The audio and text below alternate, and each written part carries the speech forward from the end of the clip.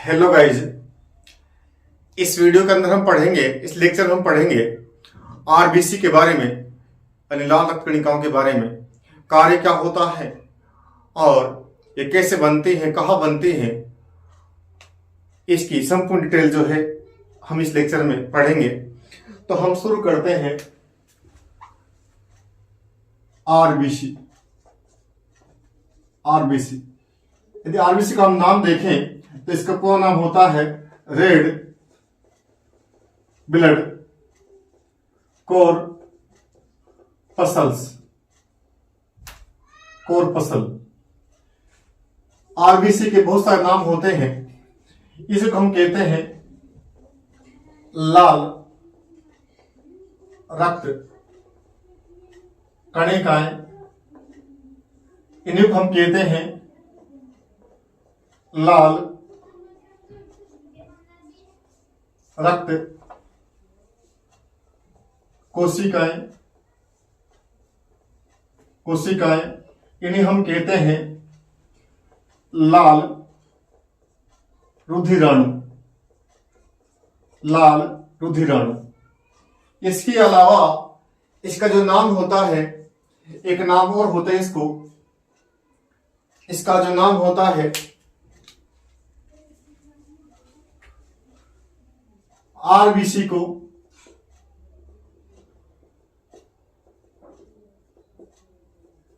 Erythrocytes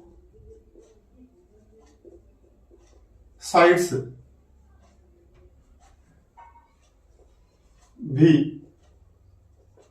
कहा जाता। यानी जो आरबीसी जो है, इसके बहुत सारे नाम होते हैं। यदि के नामों की हम चर्चा करें तो जो आरबीसी होती है, इसका जो पूरा नाम होता है, इसका नाम होता है पूरा रेड ब्लड कोरपसल्स। इसके अलावा हम कहते हैं लाल रक्त कणिकाएं। इसी को हम कहते हैं लाल रुधिराणु। इसको हम कहते हैं लाल रक्त कोशिकाएं। और इसका जो साइंटिफिक नेम जो होता है, इसे हम कहते हैं एरिथ्रोसाइट। इस नाम को ध्यान रखना है।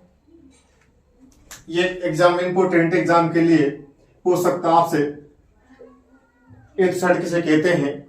तो जो आरबीसी होती है, आरबीसी को हम कहते हैं एरिथ्रोसाइट। साथियों, इस वीडियो के अंदर हम आरबीसी को बहुत ही डिटेल से जानेंगे। यदि हम आरबीसी की बात करते हैं तो आरबीसी जो होता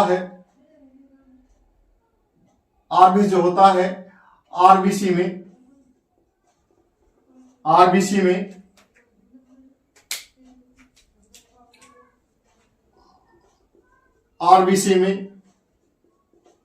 आयरन यानी लोहा, Fe2 अवस्था यानी फेरस, Fe2 को फेरस कहते हैं, फेरस अवस्था।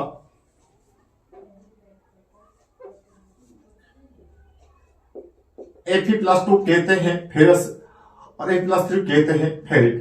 फेरस अवस्था में पाया जाता है। यानी जो आरबीसी जो होती है, आरबीसी के अंदर होता है हीमोग्लोबिन और हीमोग्लोबिन के अंदर होता है आयरन जो होता है, यह हीमोग्लोबिन के अंदर Fe+2 अवस्था में पाया जाता है। ये बहुत ही इंपॉर्टेंट सवाल बनता है। ये पूछेगा आपके अंदर आरबीसी में या आरबीसी में पाए जाने वाले हीमोग्लोबिन के अंदर जो आयरन जो होता है वह किस अवस्था में पाया जाता है। ध्यान रखना है, यह है Fe2 अवस्था में, यह हम कहें फेरस अवस्था में पाया जाता है। ये ध्यान रखना है। इसके अलावा यदि हम इसके बारे में और चर्चा करते हैं, इसके बारे में डिटेल जो है बहुत ज्यादा है। यानी हम अगला वीडियो देखें तो हम ये पढ़ेंगे आरबीसी में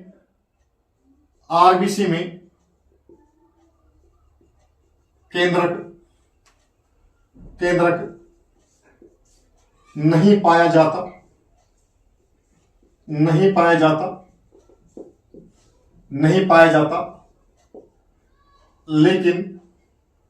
लेकिन ऊंट एवं लांबा, ये दो जंतु हैं, लांबा की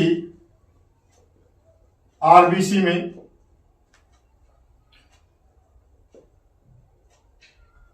केंद्रक पाया जाता है।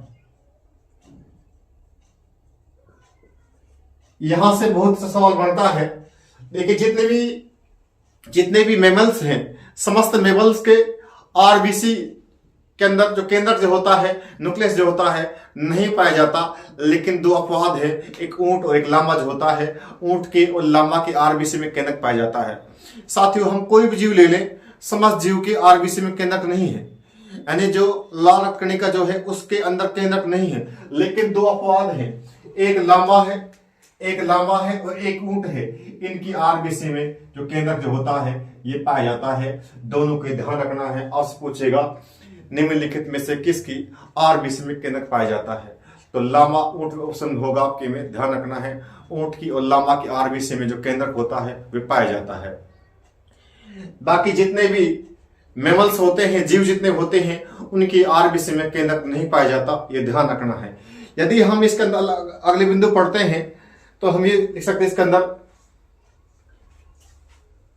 अगले बिंदु हम इसे पढ़ेंगे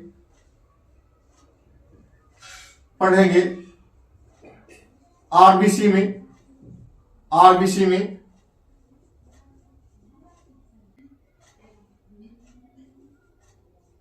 प्रारंभिक अवस्था में केंद्रक पाया जाता है, लेकिन परिपक्व आरबीसी में केंद्रक नहीं पाया जाता।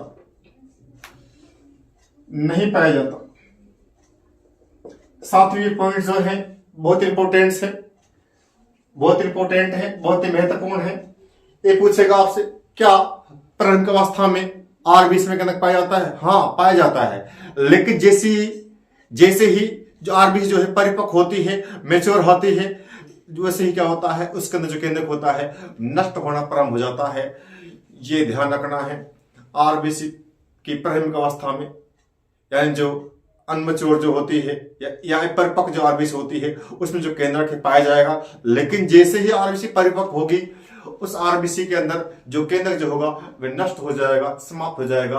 यानी हमें ध्यान रखना है, परिपक्व आरबीसी के अंदर, यानी परिपक्व मैच्योर आरबीसी के अंदर जो केंद्रक जो होता है नहीं पाया जाता है, ये ध्यान रखना है। लेकिन ये ध्यान रखना है, ऊंट और लामा में चाहे परिपक्व हो या प्रारंभिक अवस्था हो, यानी अंत तक परिपक्व में भी केंद्रक जो है पाया जाएगा। इन दोनों को ध्यान रखना है। ऊंट में और लामा में तो सभी अवस्था में जो केंद्रक है आरबीसी में पाया जाएगा। यदि हम आरबीसी की व्यास की बात करते हैं, आरबीसी का जो व्यास होता है, आरबीसी का व्यास 7.5 माइक्रोमीटर होता है।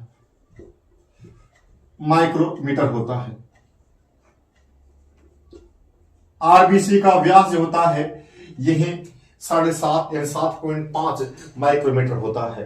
लगभग में है, कुछ किताबों का में ज्यादा हो सकता है। ये लगभग में जो है इसका व्यास बताया गया है, यानी 7.5 माइक्रोमीटर का व्यास होता है। यदि इसकी आकृति की हम बात करते हैं, आरबीसी की आकृति कैसी होती है? आरबीसी की जो आकृति होती है यह बाई कॉनकेव होती है। यह हम कहें द्वितल आकार की होती है। यानी हम ये लिख सकते हैं, आरबीसी की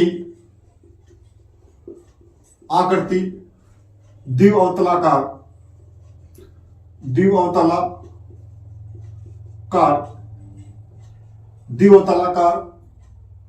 यानी बाई कॉनकेव होती है।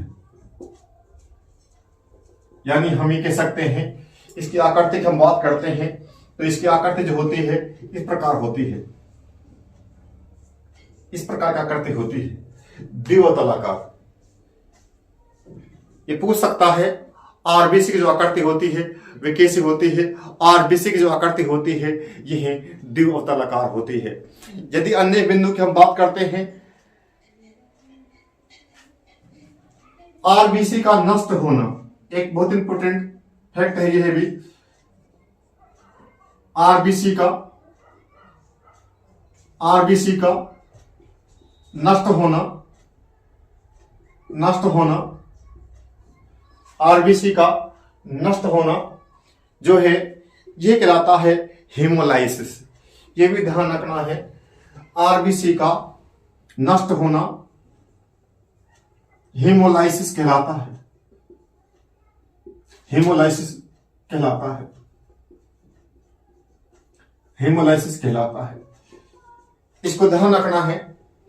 यदि डॉक्टरी भाषा में बात करें, यदि किसी व्यक्ति के अंदर जो होता है जैसे पीलिया है या अन्य जो या हेपेटाइटिस जो होती है, उस अंदर क्या होता है, उस व्यक्ति की जो आरबीसी होती है वे नष्ट होना प्रारंभ हो जाती है, धीरे धीरे नष्ट होती है पूरे जीवन भर, यानी बनती कम है और नष्ट ज्यादा होती है। तो जो अवस्था जो होती है इसे हम कहते हैं हीमोलाइसिस। ये ध्यान रखना है, बहुत इंपॉर्टेंट फैक्ट है, पूछ लेगा आरबीसी का नष्ट होना क्या कहलाता है। जो आरबीसी जो है उसका नष्ट होना हीमोलाइसिस कहलाता है। इस फैक्ट को ध्यान रखना है, पूछेगा आपसे हीमोलाइसिस क्या होता है। आरबीसी का नष्ट होना जो होता है उसे हीमोलाइसिस कहते हैं। यदि हम अन्य बिंदु की बात करते हैं कि इसके अंदर हम और क्या पढ़ सकते हैं, साथ ही इसके अंदर हम बहुत डिटेल में पढ़ेंगे। और यदि आपने पढ़ लिया, इतना देख लिया हमारा वीडियो, इससे क्वेश्चन बाहर नहीं जाएगा। यदि आरबीसी के जीवन काल की हम बात करते हैं, आरबीसी का जीवन काल आरबीसी का जीवन काल 90 से 120 दिन होता है।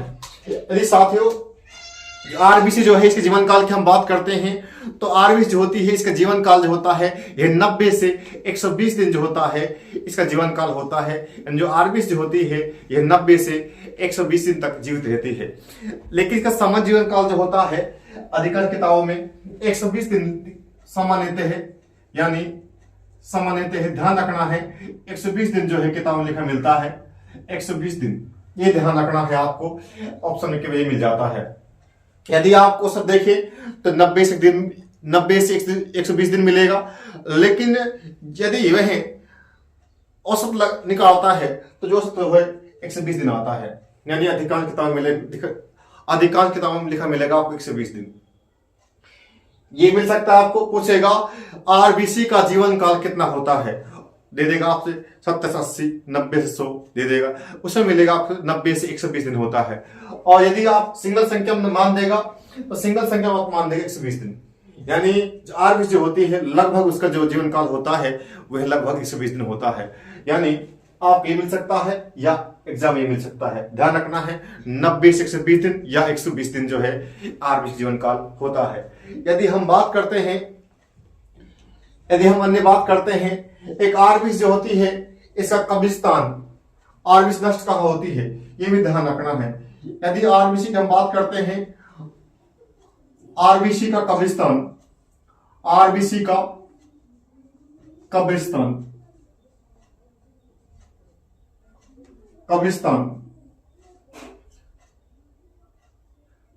जो होता है ये फैक्ट बहुत अच्छा फैक्ट बनता है, इसको भी ध्यान रखना है।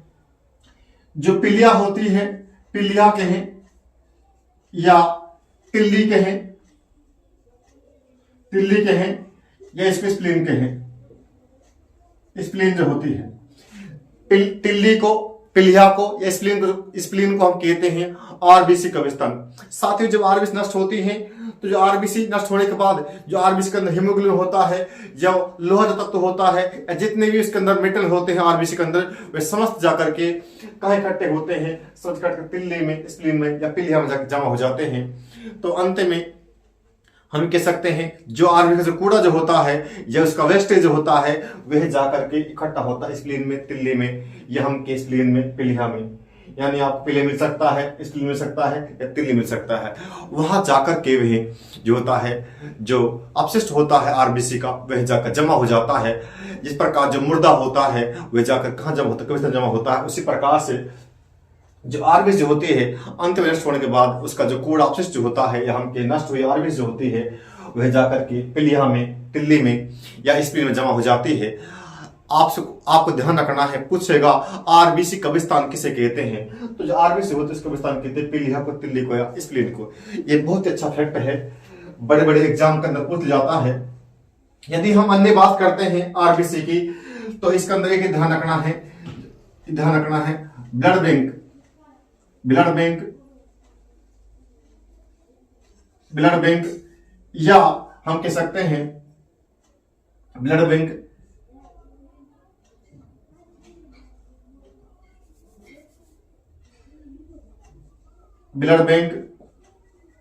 इसको कहते हैं रक्त का संग्राहक, या इसको हम कह सकते हैं रक्त का संग्राहक, रक्त का संग्राहक। इसे किसे कहते हैं, तिल्ली को, या हम कहें पिलिया या स्प्लीन जो होता है, इसे हम कहते हैं ब्लड बैंक। ये फैक्ट भी ध्यान रखना है आपको, बहुत इंपॉर्टेंट फैक्ट है ये वाला भी, पूछेगा आपसे ब्लड बैंक किसे कहते हैं, रक्त का संग्रह किसे कहते हैं। तो पिलिया जो होता है, पिलिया, स्प्लीन या तिल्ली जो होती है, इसे हम कहते हैं ब्लड बैंक या रक्त का संग्रह। साथियों, जो हमारे रक्त के अंदर, जो हमारे शरीर के अंदर जो एक्स्ट्रा रक्त होता है वह जाके इकट्ठा होता है पिलिया में, स्प्लीन में या हम कहें तिल्ली के अंदर। यानी जो हमारे रक्त अंदर एक्स्ट्रा फालतू जो रक्त होता है वह जाकर जमा होता है, एकत्र होता है, यानी रक्त इकट्ठा होता है तिल्ली में, स्प्लीन में या हम कहें पिलिया में। यानी आरबीसी का जो कब्रिस्तान है वह तिल्ली है, वह स्प्लीन है, और ब्लड बैंक स्प्लीन है। ये दोनों फैक्ट ध्यान रखना है। इसके अलावा यदि हम अन्य बात करते हैं आरबीसी की कमी,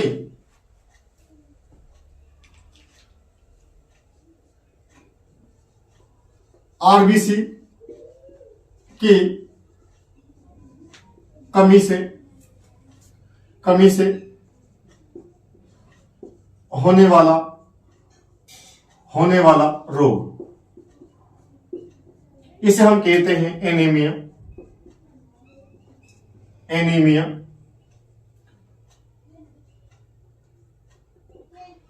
इसे हम कहते हैं एनीमिया। इसे हम कहते हैं खून की कमी,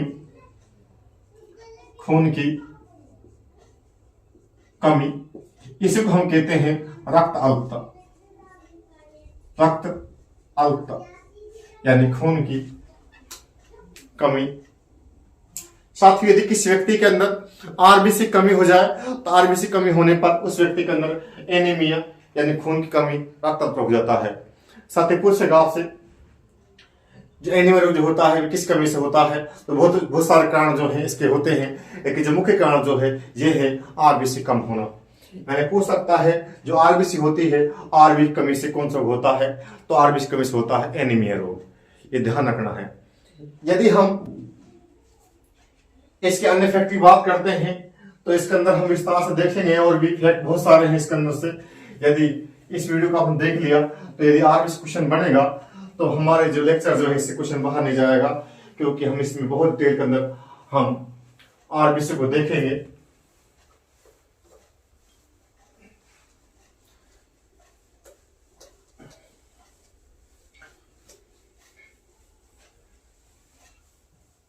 यदि हम आरबीसी के बारे में और बात करते हैं, तो हम इसके अंदर पढ़ रहे थे, यदि किसी व्यक्ति के अंदर यदि आरबीसी कमी हो जाती है, तो उस व्यक्ति को जो है एनीमिया हो जाता है।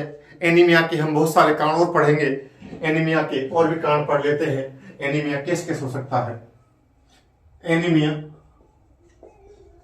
के ठीक कारण।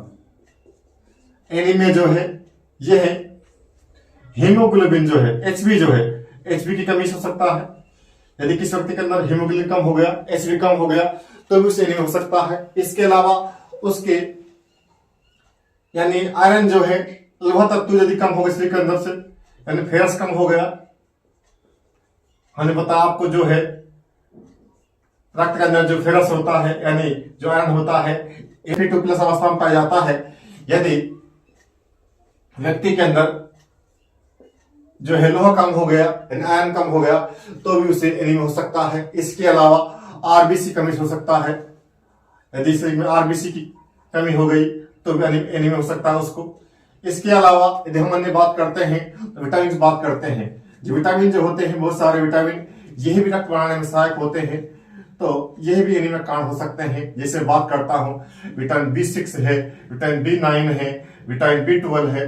ये सारे जो विटामिन जो है यदि बॉडी के अंदर शरीर के अंदर विटामिन B6, B9 और B12 कमी होती है तो भी रक्त कमी हो जाएगी, तब भी हमें एनीमिया हो जाएगा। इसके अलावा यदि हम अन्य बात करते हैं, यदि किसी व्यक्ति को यानी मलेरिया हुआ है, मलेरिया में क्या हो सकता है, मलेरिया के अंदर एक होता है कालाजार रोग। कालाजार रोग जो होता है, ये दो रोग होते हैं, इनमें भी आरबीसी कम हो जाती है और आरबीसी कम होता है तो एनीमिया हो जाता है। यानी जो मलेरिया होता है इस मलेरिया के अंदर भी आरबीसी कम हो जाती है और कालाजार रोग जो होता है इसके अंदर भी आरबीसी संख्या जो होती है कम हो जाती है। यानी हम ये कह सकते हैं हीमोग्लोबिन कमी से, आयरन कमी से, आरबीसी कमी से, विटामिन B6, B9 और B12 कमी से, इसके अलावा मलेरिया में और कालाजार, इन कंडीशन के अंदर क्या हो सकता है, आपको एनीमिया यानी खून कमी हो सकती है। ये बहुत सारे कारण मैंने बताए। इसके अलावा यदि हम बात करते हैं, इसमें एक हमें ध्यान रखना है, इसके अंदर जो हमारे कोशिका होती है, समस्त कोशिकाओं में कोशिक वजन होता है, यानी कोशिकाओं में सेल विभाजन होता है, सेल डिवीजन होता है। लेकिन हमारे शरीर के अंदर दो कोशिका ऐसी है जिनमें सेल डिवीजन नहीं होता है। एक तो हमारे जो न्यूरॉन्स होते हैं, तंत्रिक कोशिकाएं होती है, उन्हीं के अंदर सेल डिवीजन नहीं होता है।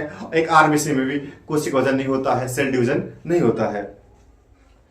तो हम लिख सकते हैं, इसके अंदर लिख सकते हैं आरबीसी में कोशिका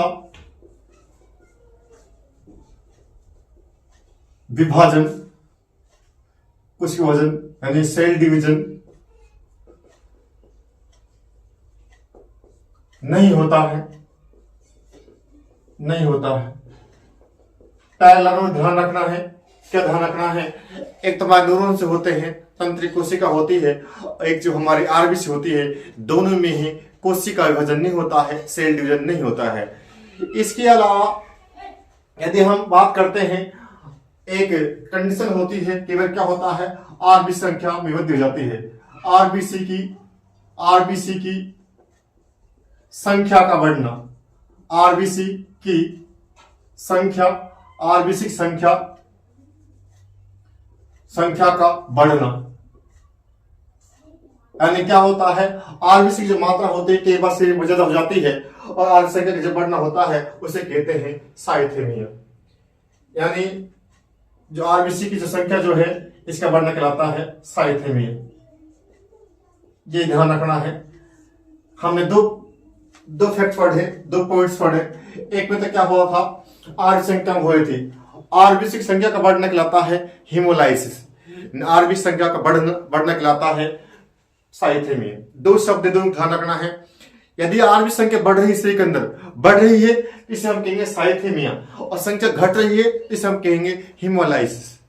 क्या हो जाता है, आरबीसी संख्या घट जाती है, आरबीसी के अंदर से जो हीमोग्लोबिन होता है नष्ट हो जाता है। इस कारण क्या हो जाता है, आरबीसी पिघल जाती है, इसका पानी बन जाता है। और यदि ऐसा हो रहा है तो उसमें क्या होगा, आरबीसी संख्या कम हो जाएगी, जो आरबीसी जो है यानी जो लाल रक्त कणिका जो है उनकी संख्या कम हो जाएगी और से जो है पीला पड़ जाएगा और से दुबला पड़ जाएगा और से जो है जो है वजन घट जाएगा। बहुत सारे जो कारण हो सकते हैं, बहुत सारे जो है लक्षण दिखाई देंगे। यानी हमें तो ये ध्यान रखना है, दो बिंदु ध्यान रखने हैं। आरबीसी संख्या का घटना कहलाता है हीमोलाइसिस और बढ़ना कहलाता है साइथेमिया। यदि हम अन्य बात करते हैं आरबीसी के बारे में, तो आरबीसी के बारे में हम अन्य पढ़ सकते हैं। आरबीसी में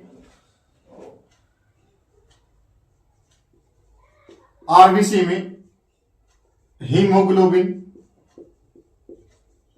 हीमोग्लोबिन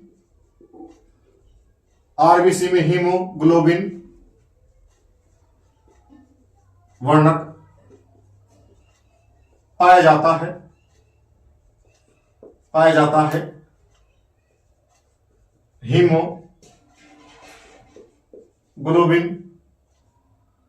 हीमोग्लोबिन के कारण रक्त का लाल रंग होता है। रक्त का लाल रंग होता है। जो हमारी आरबीसी जो होती है, आरबीसी के अंदर हीमोग्लोबिन वर्णक पाया जाता है जो रक्त को लाल रंग प्रदान करता है।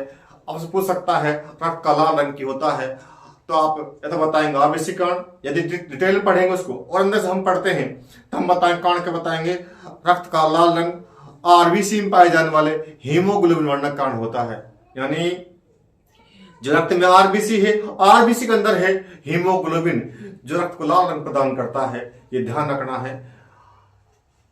यानी लाल रंग जो है ये होगा हीमोग्लोबिन कारण, ये ध्यान रखना है। लाल रंग होगा हीमोग्लोबिन के कारण, ये कारण ध्यान रखना है।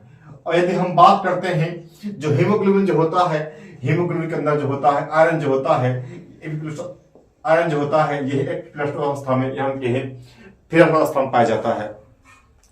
यदि इसके अंदर हम अन्य फैक्ट की बात करते हैं तो इसके अंदर बहुत ही महत्वपूर्ण फैक्ट है। मैंने आपको बताया था रक्त जो होते हैं इसके दो भाग होते हैं। रक्त का तरल भाग प्लाज्मा कहलाता है और प्लाज्मा जो होता है ये रक्त का 55% होता है। यानी हम रक्त पढ़ा था, मैंने बताया था रक्त के दो भाग हैं, एक रक्त प्लाज्मा, एक रक्त का एक तरल भाग कहलाता है। रक्त का तरल भाग जो है इसे हम कहते हैं प्लाज्मा। मैंने बताया था रक्त के दो भाग हैं, पहला भाग क्या कहलाता है, तरल भाग कहलाता है, और तरल भाग जो होता है इसे हम कहते हैं प्लाज्मा। यानी जो रक्त जो होता है इसका तरल भाग प्लाज्मा कहते हैं, और प्लाज्मा जो होता है ये रक्त का होता है 55%। रक्त का 55% होता है प्लाज्मा। इसके बाद जो दूसरा भाग जो है ये कणिकीय भाग है, और कणिकीय जो भाग होता है ये होता है 45%। और इसमें तीन होती है, एक आरबीसी होती है, एक डब्ल्यूबीसी होती है, और एक होती है प्लेटलेट्स। एक होती है प्लेटलेट्स, एक होती है प्लेटलेट्स। यानी जो प्लाज्मा भाग जो है ये 55% है, 55 है, और ये 45 है। यदि इसके अंदर हम बात करते हैं इस 45 में से जो अकेला जो आरबीसी जो है ये 99% है, अकेला जो आरबीसी जो है। यानी जो कणिकीय जो भाग जो है 45% जो है इस भाग का 50% भाग का अकेला जो आरबीसी जो है ये है 99% है। और जो दोनों भाग जो है डब्ल्यूबीसी जो है और प्लेटलेट्स है ये मात्र 1% है, ये 1% है, ये ध्यान रखना है। यानी जो रक्त का जो तरल भाग प्लाज्मा कहलाता है, और प्लाज्मा जो है कितना है ये 55% है संपूर्ण रक्त का। और यदि हम कणिक भाग की बात करते हैं तो कणिक के जो भाग जो है ये है 45% है, यानी ये 45% है। और यदि इस 45% की बात करते हैं हम, इस 45% के अंदर से अकेला जो आरबीसी जो है ये 99% है, और मात्र देखिए डब्ल्यूबीसी और प्लेटलेट जो है ये मात्र 1% है। ये भी ध्यान रखना है, इस बिंदु को हम लिख लेते हैं।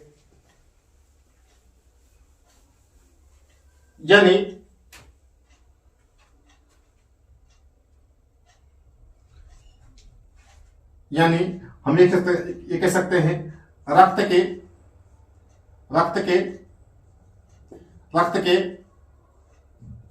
कणे के भाग यानी कितना है ये 45%। कणे के भाग का 99% आरबीसी तथा 1% डब्ल्यूबीसी तथा प्लेटलेट्स होते हैं। यानी जो रक्त का कणी के भाग जो है 45%, उस संपूर्ण 45% का 99% जो है आरबीसी है, मात्र 1% जो है ये आरबीसी और प्लेट यानी डब्ल्यूबीसी और प्लेटलेट्स है। यानी आरबीसी जो है, यानी हम कह सकते हैं जो 3 कणिका जो है हमारे 3 कणिका है, एक डब्ल्यूबीसी है और एक डब्ल्यूबीसी है, एक आरबीसी है और एक प्लेटलेट्स है। यानी समस्त जो कणिकाएं होती हैं उन कणिकाओं का 99% जो है अकेली आरबीसी होती हैं, ये ध्यान रखना है। और 2 कणिका जो है डब्ल्यूबीसी और प्लेटलेट्स जो है ये मात्र 1% है। यदि हम अन्य फैक्ट की बात करें तो ये ध्यान रखना हमें, सोते समय जो होती है जो आरबीसी होती है उनकी संख्या जो होती है कम हो जाती है। एक ये ध्यान रखना है हमें, सोते समय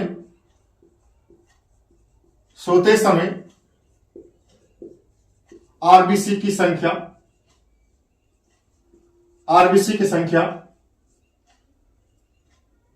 कम हो जाती है।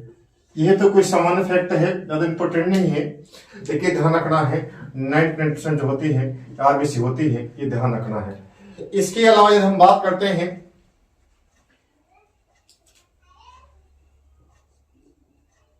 ऊंचाई पर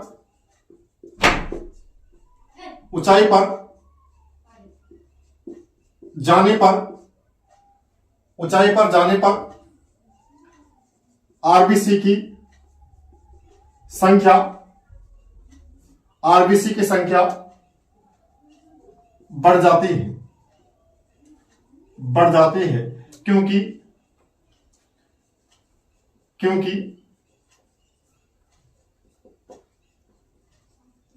ऊंचाई पर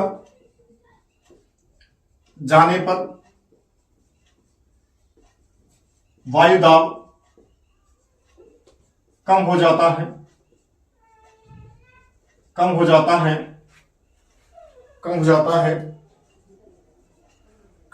है तथा शरीर में O2 की पूर्ति करने के लिए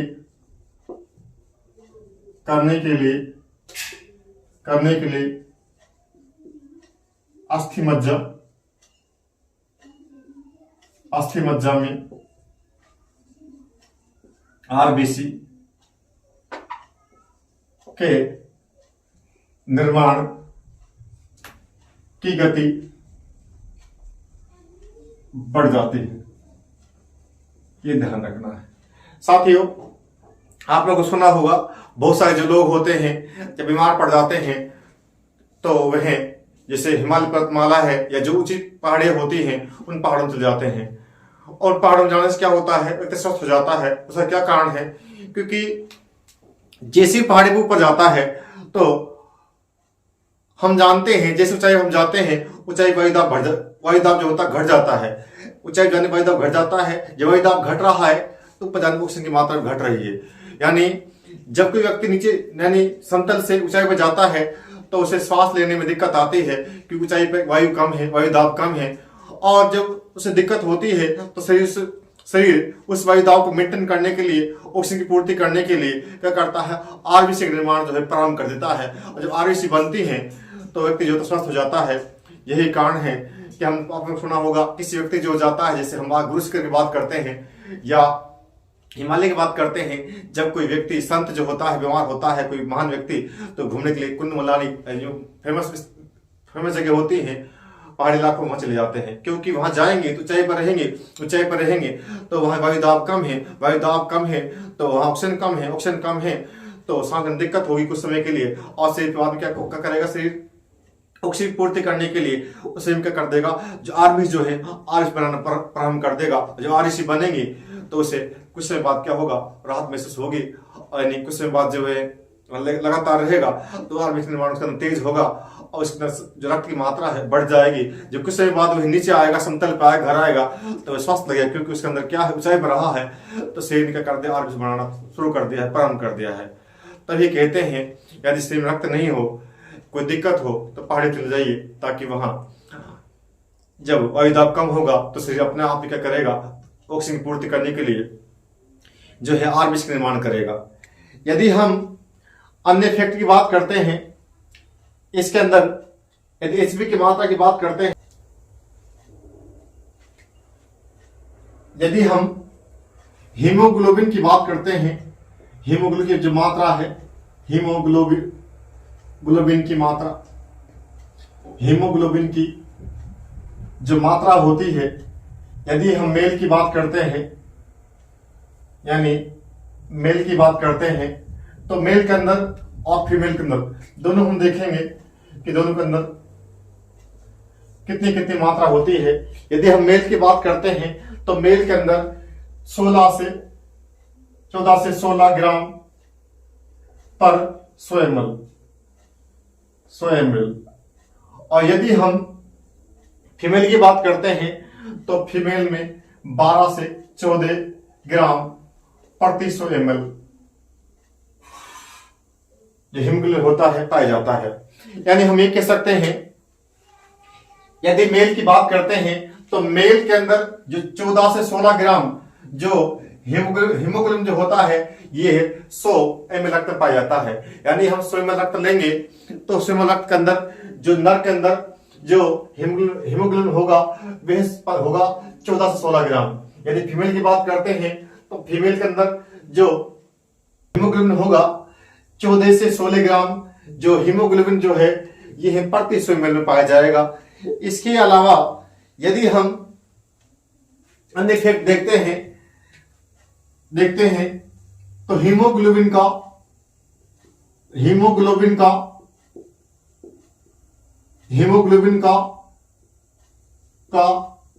एक अणु ऑक्सीजन के चार यानी 4 O2 चार अणुओं का परिवहन करता है। इसको ध्यान रखना है, जो हीमोग्लोबिन होता है ये फेफड़ों से रक्त को शरीर में ले जाता है। साथियों जो हीमोग्लोबिन जो है हीमोग्लोबिन का एक ही कार्य है फेफड़ों से रक्त को शरीर के अंगों में कोशिका में ले जाना। तो साथियों एक जो हीमोग्लोबिन होता है, हीमोग्लोबिन का जो एक अणु जो होता है वह ऑक्सीजन के 4 अणुओं को जोड़ करके शरीर के अंगों में ले जाता है या कोशिका में ले जाता है। ये ध्यान रखना है। ये सवाल पूछा चुका है कई बार कि जो हीमोग्लोबिन होता है, हीमोग्लोबिन का एक अणु जो होता है वह ऑक्सीजन के कितने अणु को परिवहन करता है? वह करता है ऑक्सीजन के 4 अणु को परिवहन करता है। यानी अपने साथ जोड़ करके हीमोग्लोबिन का एक अणु जो होगा ऑक्सीजन के 4 अणु को ले जाएगा शरीर के अंगों में, कोशिकाओं में, या हम कहें अंगों में, कोशिकाओं में कहें या ऊतकों में कहें।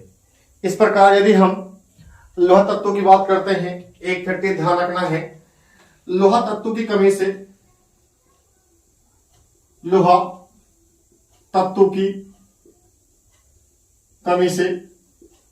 से एनीमिया रोग हो जाता है। मैंने बहुत सारा कारण बताया, वहां भी लिख दिया था मैंने इसको कि यदि शरीर के अंदर लोहा तत्वों की या हम कहें फेरस की या हम कहें प्लेटों की यदि कमी हो जाए तो भी हमारे शरीर के अंदर एनीमिया हो जाता है।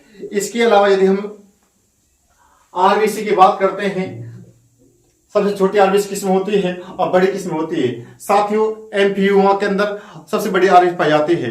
यदि हम कस्तूरी मृग की बात करते हैं तो कस्तूरी मृग के अंदर सबसे छोटी आरबीसी पाई जाती है। ये दोनों फैक्ट बहुत इंपॉर्टेंट है। यानी सबसे बड़ी आरबीसी एम्फीयूमा एक जंतु है, यह एम्फीयूमा में। और यदि हम सब छोटी की बात करते हैं, सबसे छोटी आरबीसी जो है ये पाई जाती है कस्तूरी मृग के अंदर। ये ध्यान रखना है। दोनों ही फैक्ट जो है ये बहुत इंपॉर्टेंट है, इसको भी ध्यान रखना है। लोहा तत्व के अंश होता है एनीमिया, ये भी ध्यान रखना है। सबसे जो बड़ी आरबीसी होती है ये होती है एफपीओ के अंदर, और सबसे छोटी जो होती है ये होती है कस्तूरबा के अंदर। दोनों ही फैक्ट जो है बहुत ही इंपॉर्टेंट है।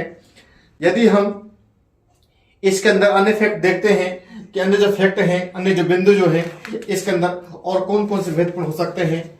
यदि हम अन्य फैक्ट की बात करते हैं, एक ध्यान रखना है, एक ध्यान रखना है इसके अंदर से जो आरबीसी जो होती है इनका कार्य क्या है। आरबीसी की बात करें, आरबीसी यह हम कहें हीमोग्लोबिन के कार्य, हीमोग्लोबिन के कार्य, इनका एक ही कार्य है, दो कार्य है मुख्यतः, लेकिन मुख्यतः तो एक ही है, उसे दो बना देते हैं। एक तो यह लाल रंग प्रदान करता है, रक्त को, यानी रक्त को लाल रंग प्रदान करना, रक्त को लाल रंग प्रदान करना, लाल रंग प्रदान करना, यानी जो लाल रंग रक्त का, ये आरबीसी कारण है, यह हम कहें रक्त यानी आरबीसी पाए जाने वाले हीमोग्लोबिन कारण है। यदि इसका अन्य जो महत्वपूर्ण कार्य जो है ये ध्यान रखना है, आरबीसी का जो इंपॉर्टेंट कार्य है, जो मेन कार्य जो है आरबीसी का, हम हीमोग्लोबिन का, ये है ऑक्सीजन का परिवहन, ऑक्सीजन का परिवहन, ऑक्सीजन का यानी O2 का जो परिवहन जो है ये इसका मुख्य कार्य है। यानी जो आरबीसी होती है, यह हम के हीमोग्लोबिन होती है, ये हमारे फेफड़ों के अंदर से ऑक्सीजन को फेफड़े ले जाती है कोशिका के अंगों में, ऊतकों में, यह हम कहें आरबीसी यानी अंगों में, कोशिकाओं में, या हम कहें ऊतकों में ले जाती है।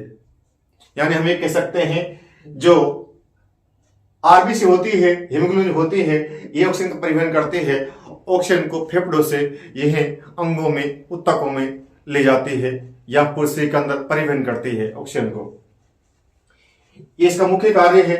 यदि हम बात करते हैं कि जो हमारे अंदर बॉडी कन जो है इनकी मात्रा कितनी होती है, यदि की मात्रा की बात करते हैं, आवश्यक की बात करते हैं, यानी